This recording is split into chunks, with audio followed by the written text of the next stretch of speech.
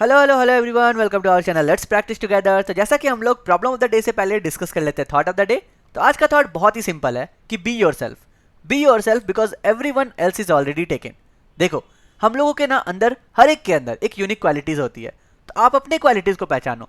जहां आप दूसरों को डुप्लीकेट करने की कोशिश करोगे ना, तो क्या होगा, आप अपने आप को खो दोगे। और दुनिया को डुप्लीकेट्स की जरूरत नहीं है, दुनिया को एक ऑथेंटिक पर्सन की जरूरत है जो कि आप हो। ठीक है, तो खुद को पहचानो और खुद को तराशो। तो इसी के साथ चलते हैं आज के प्रॉब्लम ऑफ द डे पे, जो कि है एलोकेट मिनिमम पेजेस। अब देखो, क्वेश्चन कितना सिंपल है कि हमें ना एक एरे ऑफ इंटीजर्स दिया गया है, जहां पर ईच एलिमेंट रिप्रेजेंट क्या करेगा, नंबर ऑफ पेजेस। ठीक है, एक बुक के नंबर ऑफ पेजेस को डिनोट करेगा। आपको क्या करना है, आपको के स्टूडेंट्स दिया गया है, हर एक स्टूडेंट को एटलीस्ट वन बुक असाइन करनी है। सिमिलर लग रहा है ना क्वेश्चन लास्ट दिन वाला? एकदम सिमिलर क्वेश्चन है। लास्ट दिन हमने क्या डिस्कस किया था कि हमारे पास स्टॉल है और काउस दिए गए हैं। हम लोग क्या करते थे, एक काउ को एक स्टॉल पर रखते थे और उन दोनों की दूरी को मिनिमम करने की कोशिश करते थे, और हम लोग फाइंड किए थे उन मिनिमम अरेंजमेंट्स में कौन सा मैक्सिमम डिस्टेंस है। तो हम लोगों ने देखा था कल मैक्सिमम ऑफ मिनिमम कैसे निकालते हैं। आज के क्वेश्चन में बोल रहा है मिनिमम ऑफ मैक्सिमम कैसे निकालेंगे। बस यही क्वेश्चन है। ठीक है, देखो, हम लोग जैसे समझते हैं ना डेली, आज उसी तरह समझेंगे। कल हम लोगों ने जो देखा था कि हमारे पास क्या था, स्टॉल था और काउ था। आज हमारे पास क्या है, हमारे पास है बुक्स और है हमारे पास स्टूडेंट। हमारे पास क्या है, नंबर ऑफ पेजेस दिया गया है, 12, 34, 67, 90। ये क्या है, नंबर ऑफ पेजेस है। और के स्टूडेंट्स दिए गए हैं। हमें बोला जा रहा है कि एक बच्चे को कितने सारे बुक्स पढ़ने पड़ेंगे, वो पहले निकालो अरेंजमेंट। तो मान लो कि मैं पहला बुक एक बच्चे को दे दिया, तो इसे कितने बुक पढ़ने पड़े, कितने पेजेस पढ़ने पड़े, 12 पेजेस। लेकिन दूसरे बच्चे को ना सारे के सारे बुक पढ़ने पड़ेंगे। हम ना ही कोई बुक स्किप कर सकते हैं और ना ही कोई स्टूडेंट को स्किप कर सकते हैं। यानी कि अगर 4 बुक है और 5 बच्चे आ गए, तो भी मेरा आंसर -1 होगा, क्योंकि एक बच्चा ऐसा हो गया जिसको हम कोई भी बुक एलोकेट नहीं कर सकते हैं, क्योंकि एटलीस्ट 1 बुक हमें एक बच्चे को देना ही है, ये ध्यान रखना। और हाँ, ऐसा भी नहीं हो सकता कि इसे मैं 12 पढ़ने दे दूं और 90 पढ़ने दे दूं, नहीं। बोला गया कि लगातार बुक्स दे सकते हो आप। यानी कि जो सेकंड वाले स्टूडेंट है, इसको हम ये तीनों बुक्स पढ़ने बोलेंगे कि 34, 67 और 90 तीनों पढ़ो। यानी कि पहला बच्चा सिर्फ 12 पेजेस पढ़ रहा है, दूसरा बच्चा 191 पेजेस पढ़ रहा है, जो कि क्या है, पहले वाले बच्चे के साथ नाइंसाफी है ना। तो वही बोल रहा है कि यहाँ पे मैक्सिमम पेजेस कितने पढ़े कोई भी बच्चे को, 191। बस यही क्वेश्चन है। तो अब बोला जा रहा है कि ऐसा अरेंजमेंट करो, ऐसा डिस्ट्रीब्यूट करो बुक्स, ताकि ये जो मैक्सिमम नंबर आ रहा है ना, एक बच्चे को कितना मैक्सिमम पेजेस पढ़ना पड़ा है, वो मिनिमम हो जाए। यानी कि अगर मैं इसका दूसरा अरेंजमेंट बोलूँ, तो चलो पहले वाले बच्चे को मैं बोलता हूँ कि आप क्या करो, ये 2 बुक्स पढ़ लो। टोटल कितने पेजेस हो गए, 46। और इसको बोल रहा हूँ आप ये दोनों पढ़ लो, कितना हो गया, 157, which is always less than 190 है ना, जो मैंने पिछले बार निकाला था। यानी कि यहाँ पे मैक्सिमम क्या गया, 157, जो कि कम है, थोड़ा थोड़ा कम है, लेकिन ये क्या मिनिमम है? या फिर मेरे पास और भी कोई बेटर अरेंजमेंट है? बिल्कुल बेटर है। मैं क्या बोलूँगा, पहले वाले बच्चे को बोलूँगा कि तुम स्टार्टिंग के तीनों पेजेस पढ़ लो, यानी कि 113, और दूसरे बच्चे के पास सिर्फ 90 पेजेस आए। अब देखो मैक्सिमम कितना आ गया, 113, जो कि बराबर है ना, यानी कि एक 90 पढ़ रहा है तो एक 113 पढ़ रहा है, जो कि नाइंसाफी नहीं है किसी बच्चे के साथ। तो हम लोगों ने क्या किया, ऐसा अरेंजमेंट किया जहां पर एक बच्चे को मिनिमम नंबर ऑफ पेजेस पढ़ने पड़े। ठीक है, मतलब जो मैक्सिमम आ रहा है 113, वो बाकी अरेंजमेंट में से क्या है, कम है। बस कल वाले क्वेश्चन में जो था, आज वाले क्वेश्चन में भी सिंपल है। हम लोग को आज क्या निकालना है, मिनिमम ऑफ मैक्सिमम। यानी कि हम लोग क्या करेंगे, बाइनरी सर्च लगाएंगे। लेकिन बाइनरी सर्च कब लगा सकते हैं, जब हम लोग को एक रेंज पता हो। हम लोगों ने कल क्या किया था, रेंज निकाला था ना, जहां पर हमें पता था कि एक काउ, मिनिमम हम लोग को डिफरेंस निकालना था, तो 2 काउ को अगल बगल में रख दिए थे, तो 1 हमारा डिफरेंस आ गया था। और मैक्सिमम डिफरेंस कैसे निकाले थे, जब पहला वाला पहले स्टॉल पे होगा, दूसरा वाला लास्ट वाले स्टॉल पे होगा। तो आज हमारा अरेंजमेंट कैसा हो सकता है, रेंज क्या हो सकता है? देखो, बेस्ट केस सिनेरियो क्या होगा कि हमारे पास 4 बुक है और हमारे पास 4 स्टूडेंट हो, तो हम क्या करेंगे, सबको एक एक बुक पढ़ने के लिए दे देंगे। तो इस केस में मेरा मैक्सिमम क्या होगा, इस केस में मेरा मैक्सिमम पेजेस होगा, जो भी मेरे नंबर ऑफ पेजेस में मैक्सिमम है वही, यानी कि यहाँ पे 90, यही तो होगा मैक्सिमम। और हाईएस्ट रेंज क्या होगा कि मान लो मेरे पास वर्स्ट केस सिनेरियो, सारे बुक्स दिए हुए हैं लेकिन बच्चे सिर्फ एक दिए गए हैं। अब इसी बच्चे पर भारी है कि इसको सारे के सारे बुक्स पढ़ने हैं, तब क्या होगा, नंबर ऑफ पेजेस सबको ऐड कर देंगे, यानी कि 203 हो जाएगा मेरा मैक्सिमम। तो मेरे पास एक रेंज बन करके आ गया ना, कि अगर मेरे पास कुछ स्टूडेंट्स दिए गए हैं और बुक्स दिए गए हैं, तो मेरा जो रेंज है, कि आंसर जो है, जो मेरा निकालना है, उसका रेंज क्या होगा, मैक्सिमम जो नंबर ऑफ पेजेस होंगे एक बुक का, वो हो सकता है स्टार्टिंग पॉइंट, और एंड पॉइंट क्या हो सकता है कि सारे के सारे पेजेस को मैं ऐड कर दूं। ठीक है, यानी कि बेस्ट केस सिनेरियो जब मेरे पास जितने नंबर ऑफ बुक्स है उतने नंबर ऑफ स्टूडेंट हो, या फिर वर्स्ट केस सिनेरियो सिर्फ और सिर्फ एक स्टूडेंट हो जिसे सारे के सारे बुक्स पढ़ने हैं। तो मेरे पास एक रेंज बन करके आ गया 90 से लेकर के 203। अब क्या है, हमें सिंपल इसी में से एक एक करके नंबर उठाने हैं और हम लोगों को चेक करने हैं इस अरेंजमेंट में क्या वो पॉसिबिलिटी है या नहीं है, जब मैं एक बच्चे को डिस्ट्रीब्यूट कर पाऊँ और सारे के सारे बुक्स भी डिस्ट्रीब्यूट हो जाए और सारे के सारे बच्चे भी इन्वॉल्व हो जाए। तो बस उसका हम लोग को कोड लिखना है, जो कि हम लोगों ने कल भी लिखा था अपने कावर स्टॉल वाले क्वेश्चन में। तो आई होप आपको समझ में आया होगा। तो ऐसे मिनिमम ऑफ मैक्सिमम वाले रेंज में या फिर मैक्सिमम ऑफ मिनिमम वाले रेंज में हमें क्या करना पड़ता है, ये रेंज निकालना पड़ता है। अगर ये रेंज निकालने का कोड आपको समझ में आ गया तो बाकी आपके लिए सेम वही क्वेश्चन है, एक बाइनरी सर्च लगाएंगे और अपना एक जो पॉसिबिलिटी है उसका एक फंक्शन लिखेंगे। जैसे कि हम लोग क्या करते हैं, ये नंबर ऑफ पेजेस जो है वो हम लोग दे सकते हैं कि नहीं दे सकते हैं, वही वाला फंक्शन लिखेंगे। ठीक है, तो चलो सीधा कोड पे चलते हैं और मैं आपको लिख करके एक बार समझाता हूँ और फिर से हम लोग ड्राई रन करके देख लेंगे कि क्या हम लोग जो बोल रहे हैं वो सही बोल रहे हैं या फिर गलत बोल रहे हैं। तो सबसे पहले हम लोग का रेंज हम लोग को पता है बाइनरी सर्च का, तो मैं पहले बाइनरी सर्च का कोड लिख देता हूँ, फिर हम लोग पॉसिबिलिटी वाले फंक्शन पे लिखेंगे। यानी कि मुझे चाहिए पहले n, जो कि मेरा एरे का साइज है। बढ़िया, हम लोगों को देखा था ना कि अगर ऐसा सिनेरियो आ जाए कि नंबर ऑफ स्टूडेंट जो है वो ग्रेटर देन आ जाए नंबर ऑफ बुक से। बुक क्या है, n है, एरे का साइज जितना है उतना ही तो बुक्स है ना। यहाँ पे कितने होंगे, n 4 होंगे, यानी कि 4 बुक्स अवेलेबल है, k मेरा 2 है। किसी केस में जैसे कि ये वाले केस में बुक्स कितने हैं, 3 और बच्चे कितने हैं, 5। तो ऐसा हो सकता है कि सब बच्चे को एटलीस्ट एक बुक मिले, बिल्कुल नहीं हो सकता। तो वही मैं एक कंडीशन लिख देता हूँ, अगर मेरा k ग्रेटर देन n आ जाए मैं यहीं पे रिटर्न कर दूंगा -1। समझ गए, कोई प्रॉब्लम नहीं है। अब देखो, मुझे रेंज पता है, लो और हाई कैसे निकालेंगे। लो क्या होगा, मेरा जो भी मैक्सिमम एलिमेंट होगा, यानी कि 15, 17, 20 में जो भी मैक्सिमम नंबर ऑफ पेजेस होंगे वही मेरा लोअर वैल्यू होगा, और हायर वैल्यू तो तीनों का एडिशन होगा। हम लोग अगर C++ यूज कर रहे हैं, मुझे पता है मैक्स एलिमेंट करके मेरे पास एक फंक्शन ही आता है जो कि मुझे रिटर्न कर देगा जो भी मेरा हाईएस्ट नंबर है। अदरवाइज आप क्या कर सकते हो, एक फंक्शन लिख सकते हो हाईएस्ट एलिमेंट निकालने का, जो कि बहुत ही आसान है ना। हम लोग क्या करेंगे, यहाँ पे एरे डॉट बिगिन से स्टार्ट करेंगे सर्च करना, एरे डॉट एंड तक जाएंगे और ये मुझे क्या करेगा, ये बेसिकली मुझे हाईएस्ट एलिमेंट रिटर्न कर देगा। बस मेरा काम खत्म। तो मैं यहाँ पर रख दिया। अब हाईएस्ट क्या होगा, हाई वैल्यू लो वैल्यू निकाल रहे ना। हाई वैल्यू क्या होगा, एक्यूमुलेट कर देंगे, हम लोग सारे के सारे को ऐड कर रहे हैं। C++ है इसलिए मैं डायरेक्टली फंक्शन यूज कर रहा हूँ। अगर आप कोई दूसरा लैंग्वेज यूज कर रहे हो या फिर आपको बोल दिया जाए कि लाइब्रेरी फंक्शन यूज नहीं करते हैं, तो आप क्या करोगे, एक फॉर लूप लगा करके लो वैल्यू भी निकाल लोगे और सबका समेशन भी निकाल लोगे। ठीक है, तो मैं यहाँ पे एरे डॉट एंड और लास्ट में हम लोग क्या करते हैं, इनिशियल वैल्यू देते हैं जहाँ पे मुझे ऐड करना है, यानी कि सम करना है। तो इस केस में मेरा क्या था, पहला वाला में लो निकल जाएगा 90, हाई निकल जाएगा 203, वही तो हम लोगों ने निकाला था। अब हम लोग क्या करेंगे, एक बाइनरी सर्च लगाएंगे, मतलब कि सिंपल वाइल करेंगे। वाइल क्या होगा, मेरा low less than equal to high, तब तक हम लोग को चलना है। ठीक है, हम लोग सिंपली मिड निकालेंगे जैसा हम लोग हमेशा निकालते हैं। लो प्लस हाई बाय 2 नहीं करेंगे क्योंकि ओवरफ्लो से बचना है, तो हम लोग जैसा डेली करते हैं low plus high minus low divided by 2, कोई प्रॉब्लम नहीं इसमें।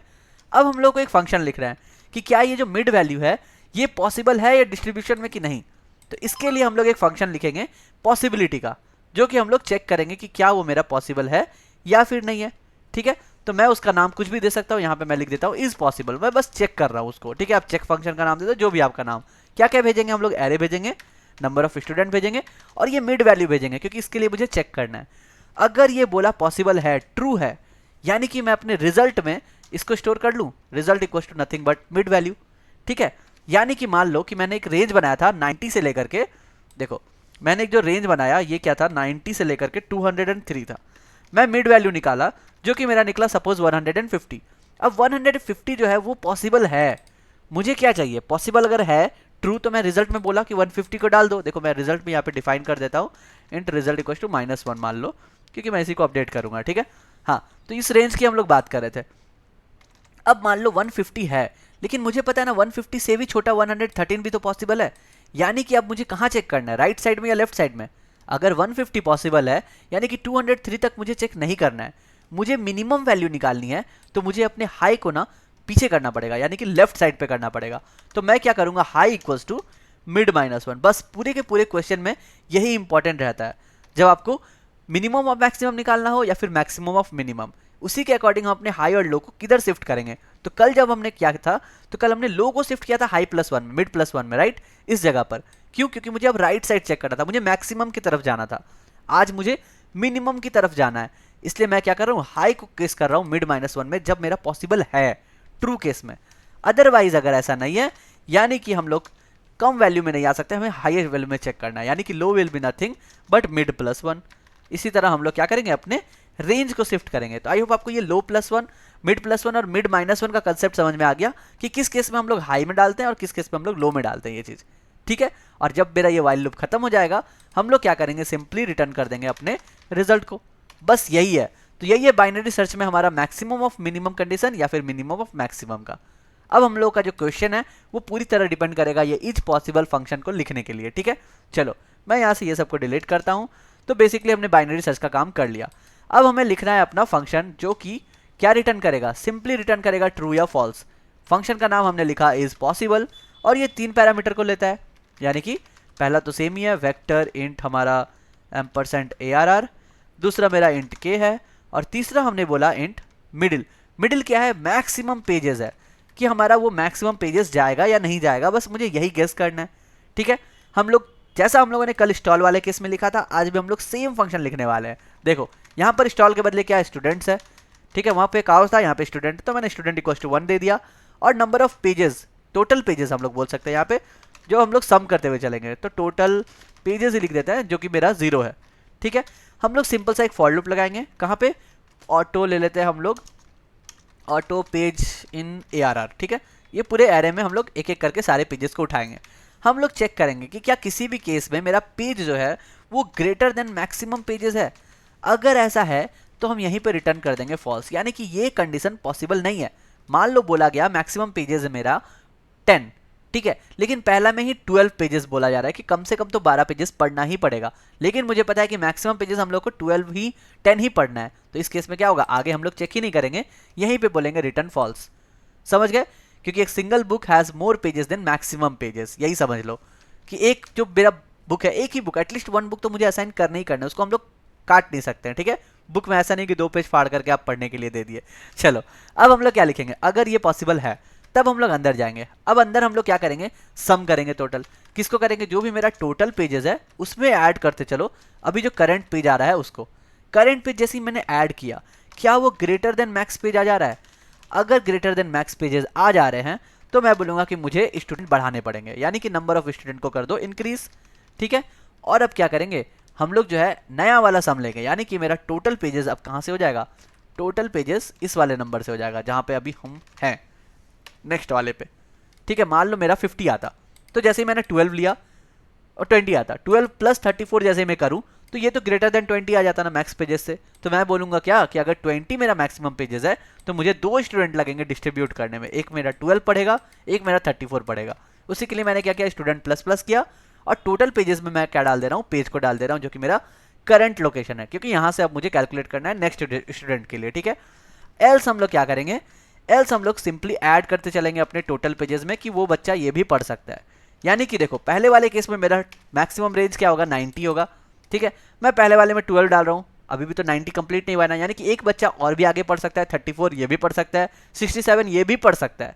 लेकिन जैसे ही 90 डाल रहे हैं ये ग्रेटर देन 90 हो जा रहा है 67, ठीक है। तो मैं क्या बोलूँगा कि पहला बच्चा मेरा 12 और 34 पढ़ेगा, दूसरा बच्चा 67 और 90 पढ़ेगा। ये इस केस में आ जा रहा है स्टूडेंट प्लस प्लस में, ठीक है। और अगर ये पूरा का पूरा फॉर लूप हो गया, कहीं पे रिटर्न फॉल्स हमने दिया नहीं है, यानी कि एक कंडीशन और डालना है मुझे। ऐसा हो सकता है ना स्टूडेंट ऐड होते होते वो केक को एक्सीड कर जाए, यानी कि मुझे 5 स्टूडेंट लग जाए, तो ग्रेटर देन अगर के कहीं पे भी मुझे मिल जाता है तो आगे फॉर लूप चेक करने की जरूरत नहीं है, वहीं पे कर दो फॉल्स। यानी कि जितने नंबर ऑफ स्टूडेंट दिए गए हैं उतने ही के बीच में मुझे डिस्ट्रीब्यूट करना है बस। अब अगर ये फॉर लूप कंप्लीट रन हो जाता है, मैं सिंपल यहाँ पे रिटर्न ट्रू कर दूंगा। तो आई होप ये पॉसिबिलिटी वाला फंक्शन समझ में आया होगा, सेम एज यस्टरडेज। अगर आपने कल वाले क्वेश्चन को नहीं देखा है, मैं हाईली रिकमेंड करूंगा जाके देखो। बाइनरी सर्च का ये 2 बहुत ही इंपॉर्टेंट पैटर्न है, जहाँ पे मुझे मिनिमम ऑफ मैक्सिमम निकालना है और एक में मैक्सिमम ऑफ मिनिमम निकालना है, ठीक है। तो हमने क्या किया, हमने सिंपली ये बुक को डिस्ट्रीब्यूट किया, एक एक नंबर के लिए चेक करेंगे कि क्या ये डिस्ट्रीब्यूशन पॉसिबल है या फिर नहीं है। जैसे कि पहले में मैं 12 ऐड करूंगा पहले स्टूडेंट को, दूसरे वाले में ऐड करूंगा 34, 67, 90 को, यानी कि मैं देख रहा हूं कि 191 मेरा सेटिस्फाई कर रहा है ये कंडीशन। अगर 191 सेटिस्फाई कर रहा है तो मैं नेक्स्ट किसके लिए चेक करूंगा, 191 मेरे आंसर में चला जाएगा क्योंकि यहाँ पे पॉसिबल ट्रू आएगा, रिजल्ट में मेरा चला जाएगा 191। तब मुझे चेक करना है 190 के लिए, क्योंकि हाई जो है वो मिड -1 होगा। फिर सिमिलरली हम लोग 189 के लिए चेक करेंगे, 187 के लिए चेक करेंगे, इसी तरह एक एक नंबर के लिए चेक करेंगे एंड फाइनली हमें क्या मिलेगा, हमें मिल जाएगा मेरा आंसर 113, क्योंकि ये जो है मेरा मिनिमम आएगा इन सारे केसेस में, सारे अरेंजमेंट में। ठीक है, चलो कंपाइल रन करके देखते हैं कि हमारा आंसर आता है कि नहीं 113। एंड आई होप आपको समझ में आया होगा। तो यहाँ पर एक्सपेक्टेड आउटपुट 113, हमारा आउटपुट भी 113। और हाँ, इस केस में अगर आप लीनियरली सर्च लगाते आपका बहुत ज़्यादा टाइम कॉम्प्लेक्सिटी बढ़ जाता, क्योंकि हमें एक एक वैल्यू के लिए चेक नहीं करना है, हमें बेसिकली बाइनरी सर्च इसलिए लगाया ताकि हम मिड वैल्यू के लिए चेक कर सके। यानी कि जैसे ही मिड -1 करके हम लोग कहाँ पे आएंगे, 190 पे जाएंगे, तो उसके बाद 190 के लिए चेक नहीं करना है, हमें चेक करना है 90 + 190 डिवाइड बाई 2, यानी कि हम लोग मिड वैल्यू निकाल करके सर्च करने वाले हैं। समझ गए, इसलिए हम लोग बाइनरी सर्च लगाते हैं ना। और ये फंक्शन इज पॉसिबल का आई होप आपको समझ में आ गया होगा। तो चलो, सारे के सारे टेस्ट केसेस हमने पास कर लिए। तो बस यही था आज का problem of the day. I hope आपको समझ में आया होगा। कोई भी प्रॉब्लम हो तो आप कमेंट में मुझसे पूछ सकते हैं। कल फिर मिलते हैं नए क्वेश्चन के साथ, तब तक के लिए goodbye, stay blessed, stay safe and keep coding.